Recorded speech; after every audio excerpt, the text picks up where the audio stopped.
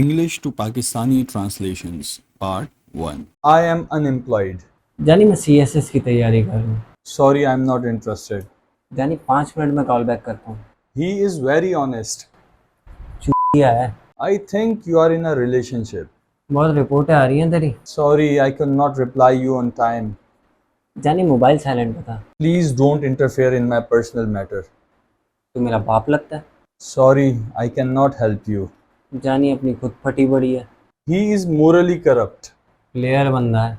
Only hard work can bring me success. जानी आपके भाई ने जैक लगवा लिया है। I could not get admission this year. आपके भाई का बिजनेस का माइंड है। I am good at cricket, I can sing, I can dance, and I can even cook delicious meals. जानी नाम बता, लाश उठा। We won the match. पेल दिया दूसरी टीम को। I don't know about this. यार मेरी हाउ नाउ नहीं है। I have to call my girlfriend. घर से कॉल आ रही है। Her husband loves her. ताबीज़ करवाएं कमीनी ने। Okay, I have to go now. Bye. यार अब्बा की कॉल आ रही है।